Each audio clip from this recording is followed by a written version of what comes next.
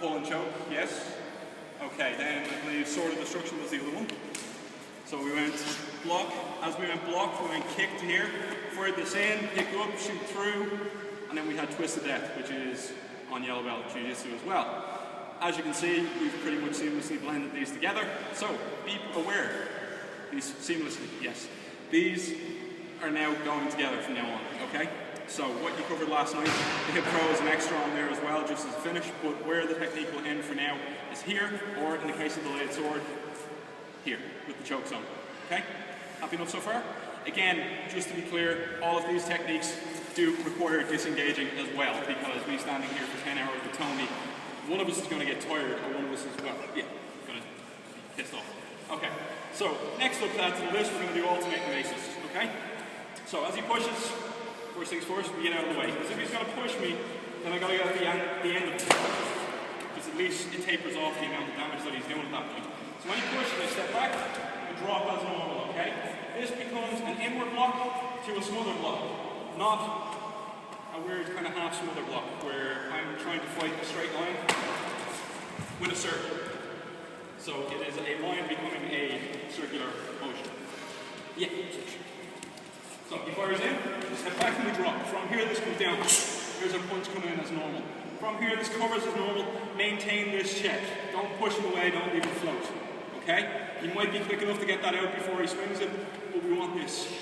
When I pop this here, this is a hit to the face, okay? Natural reaction is if he gets hit in the face, this goes on. So we keep this momentum. As this fires, the hand goes to go up, I hook it down. This is where it gets a little bit sexy. Okay? So, from here as we come through, we're going to grab the elbow with the right hand. As we grab the elbow with the right hand, we stuff it. So we're ending up in crossed twigs. Okay? From here. From yellow belt. Alright? Jiu-Jitsu. From here now, we're going to hit a knee. We're going to plant that. Now this is not like employment twigs, as you've seen it. This is going to be a knee. As we do this, we're going to drop back and you're going to slowly, for first run, take your person down to the floor. Okay? This is obviously a shoulder break, arm break, as you pull forward, okay? And drive him face first into the floor, so it's also a face plant, okay? So, he's forward, he fires, drop this in. From here, as I cover, I hit this, and I'm still monitoring here. So as I hit this, that action is taken in, and you'll notice the bend happens here. As we come, we pull. So I'm feeding, I'm pulling, like so. This comes in, this gives me my grab, my wrap. I hit my knee, I drop, I circle down. Okay? So from here, I can pull him in tight, I can control him down. If I don't want to break him too much, I can let him go a little bit more. Okay? Realistically, I'm doing this is me driving him that way into the floor. Okay? And staying tight in on it. From here then, up, and we can leave as normal. I'll go with this. Okay, let's try. Thank you. Offensive footwork the next time you hit a strike. But everything's a strike. That's the important thing first off. If I'm blocking him, I'm not just hanging on. There's my defense. I've stopped him from hitting me, but he's still coming. When I step off and block, there's a definite moment of panic on his side. And there's a definite moment of assurance on my side. Now granted that moment is fleeting, so the next thing I fill it with is more assurance. Or reassurance if you like. Okay? So when I check and I pull down, here.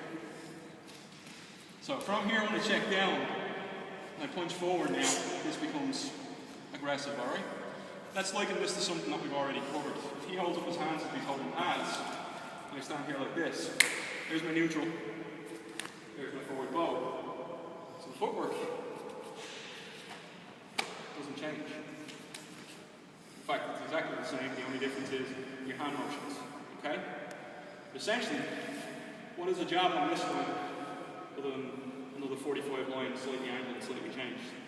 Yeah? Okay, so we've done punches before, where he punches at me, I cut across him, punches at me, cut across him. So all of this, basically turns into all this type of stuff, okay? So essentially all we're doing with this is just engaging. We've changed that, and we change it again, just to control his height. Remember, height, width, and depth, 3 dimensions of any human body. three dimensions of space that we live in. Okay? So, at this point, cancel his height. Next thing I have to cancel is his depth because he's still coming forward. So that cancels his depth. Next thing I cancel from here, width. Takes away half his body, half his weapons, puts him in a structurally unsound position. Okay? So from here then, well now we're doing it all over again. Height, width, depth,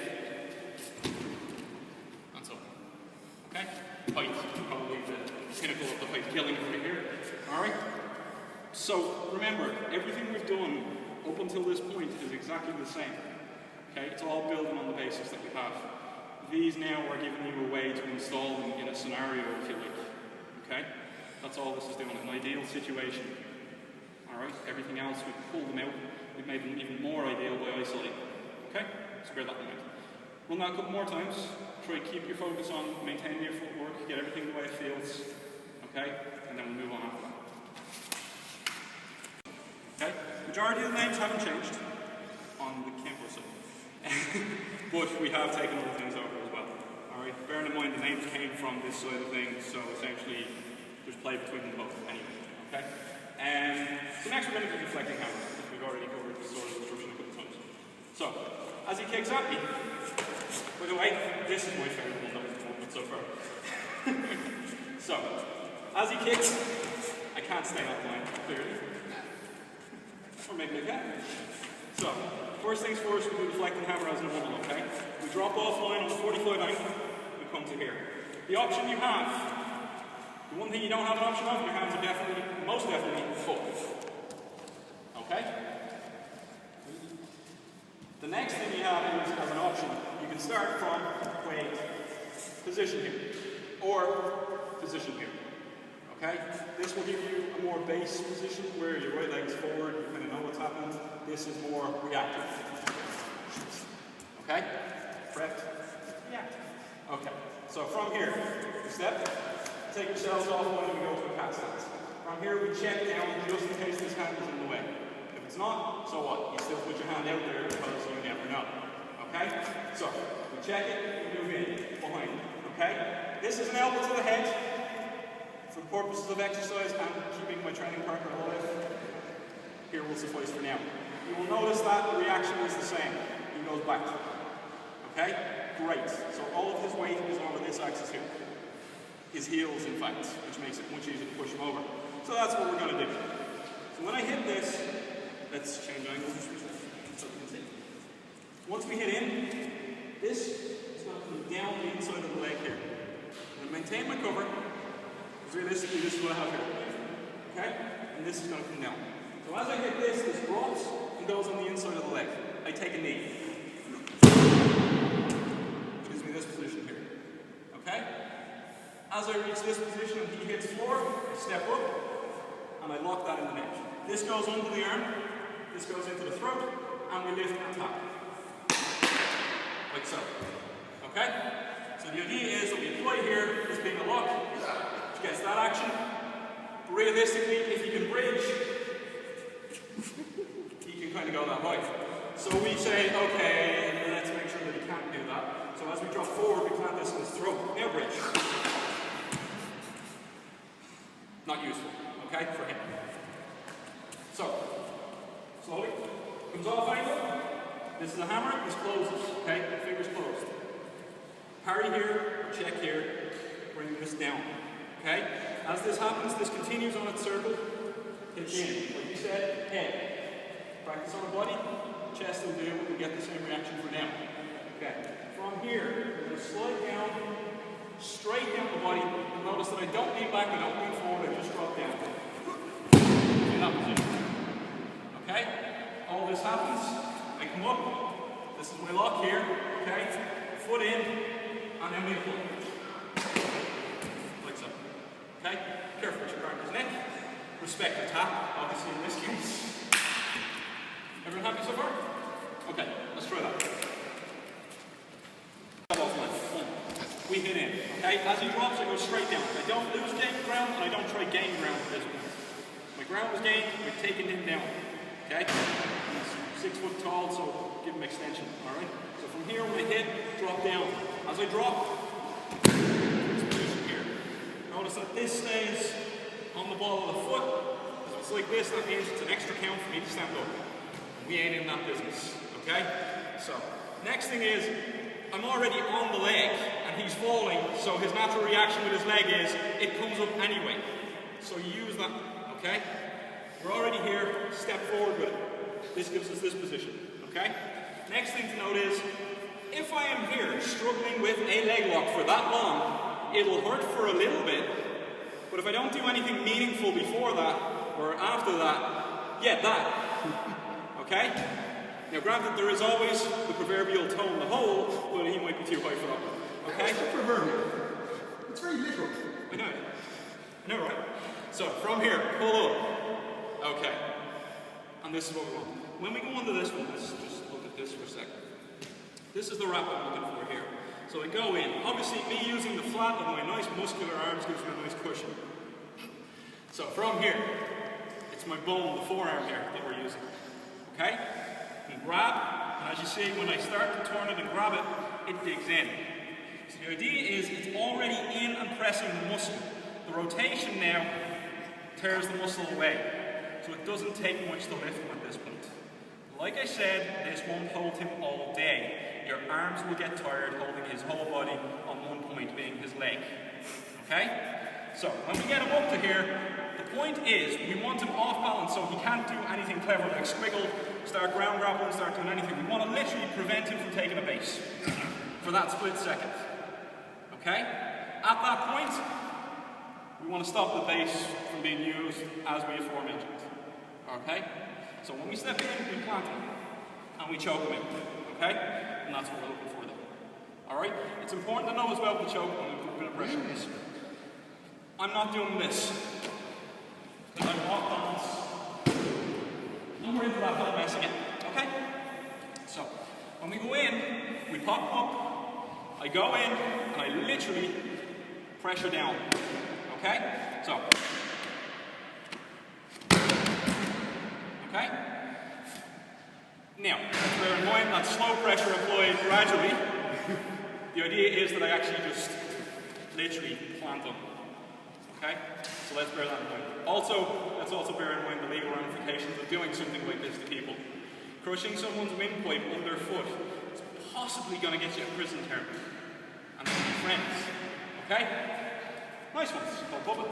So, from here, he fires, we drop back, we hit in, drop down, and that takes him straight down. From here, catch under the arm as we said, break that base, forward, and drop. Okay. Everyone good with that? Cross out on this one.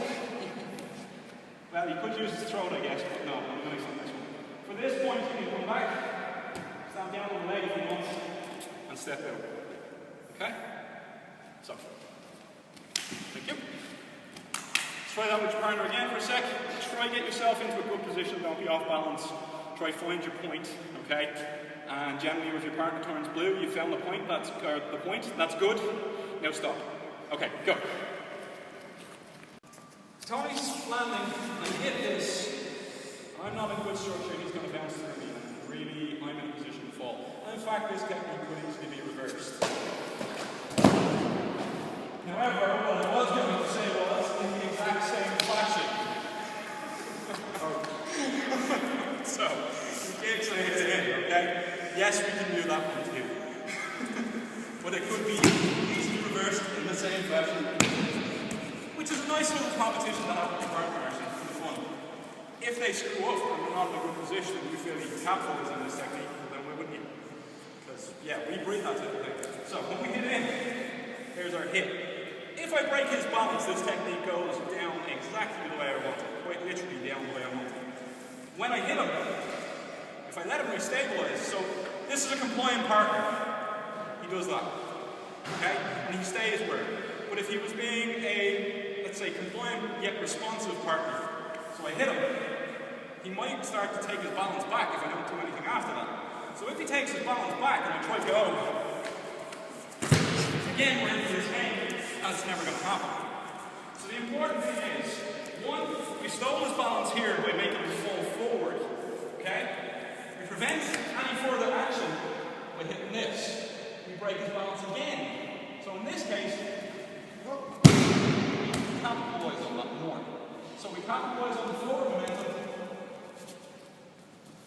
by planting, and then we capitalise on the backward momentum by planting into the floor. Okay, so we hit them, and then we capitalise by driving them downwards this time. Okay? Bearing in mind, a lot of this could end after one move. Well, two moves. A deflect and a hit. Okay? There's always that guy who just won't go down. So then we have to make it. Okay. Are we all happy with this one? Okay. One final one for now. Sort of hammer for the okay. I covered this before, but I'm going to give you this one support. That's a good throw. Okay. So, grab from here. Alright? He pulls first up. So let's just say it may not be my grandmother. Okay? Because she shouldn't have that level of force over. So he pulls. So when he pulls, this fires to here. This technique is called sword and hammer. Here's my sword, and here's my hammer. Okay? Sword and hammer does exactly what it says in the team. Okay, so chop, hit in here. Okay? So, next thing we covered was I continue through on this line. Okay? This is going to facilitate our hip throw. So as we come through, like we said, you will see me do it at the end and everything looks tricky and easy and it goes over nice and handy. That's not how it happens. One here and one here. As I move in, we're already after taking this step from our basic throw, or if we're moving in isolation. This is our step in. This is our step behind. As we step behind, this is where we drop our height, come under the hip line, get ourselves in position. We've already taken this step here by doing this move. Okay? We can accentuate this a little bit more. And next, as we move in. As we move in, this gives us our rotation now. Okay? And also gives our lift. So when we drive in, this comes on this line, not this line. We come in, we come under. As we come in and come under, we get this position. Okay? All good with this? Okay. Next up. From here, this will give us a nice straight arm lock. But because we don't like too compliant of technique, we're going to add to it. So he's going to pull in. Okay? As he pulls in, so buckling twig.